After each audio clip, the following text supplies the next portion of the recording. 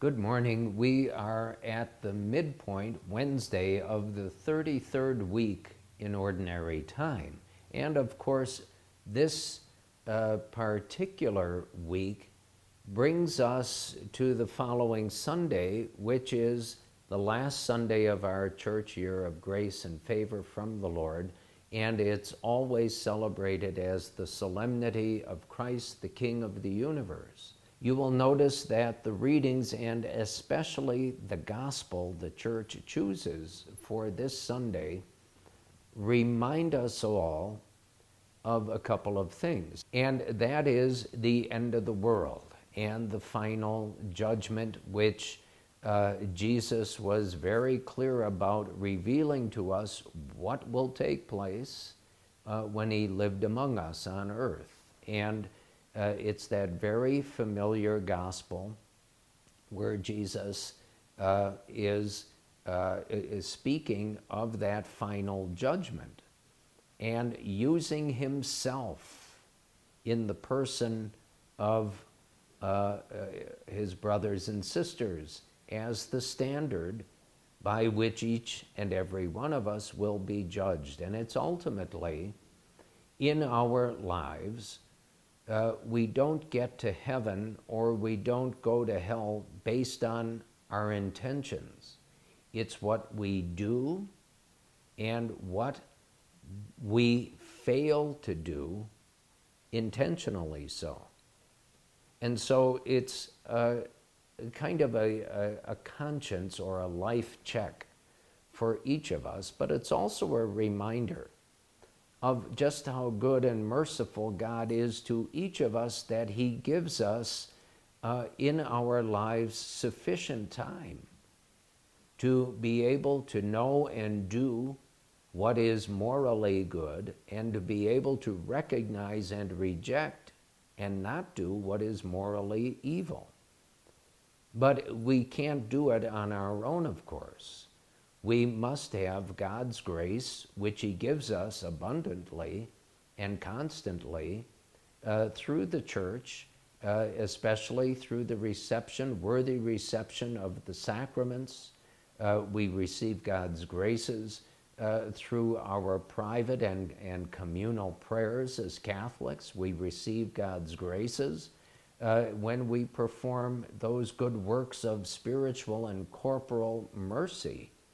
And especially we receive God's graces when we voluntarily and wholeheartedly perform acts of mortification or penance. Not because we like to suffer, but it's because we understand there is, because of Jesus and his death and resurrection, there is redemptive value in what we suffer.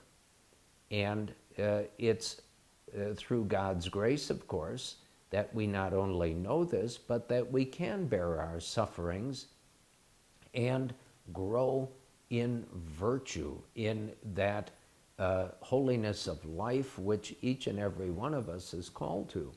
So again, as we approach this coming Sunday, let us approach it with a great deal of humble gratitude to Almighty God for his countless blessings and mercies toward us, but also let us approach it with that desire, that firm resolve, if you will, that I will in my daily life make a much better effort to do that which is good and avoid at all costs those temptations which Satan throws in our paths constantly, to turn away from Christ, to choose that which is morally evil instead of doing that which is morally good.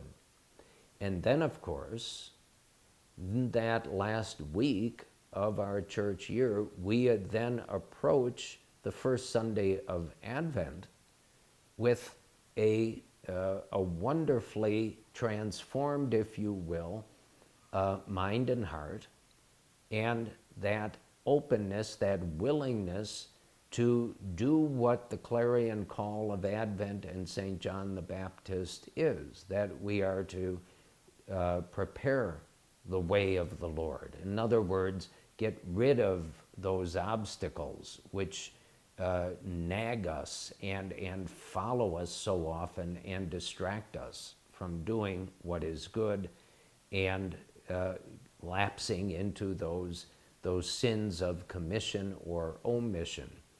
But as we approach the season of Advent, I will be speaking specifically through the season as we approach the beautiful feast of Christmas, specifically about the Advent season and the richness with which we begin a new year, and the tremendous opportunities you and I will have in our preparation to celebrate joyfully and properly the birth of the Lord. And so as we approach this final week in our church year, let us do so, as I say, not with fear and doubt and trembling, but let us do so with a resolve that whatever I must do to improve my daily life of Catholic faith, I will do so.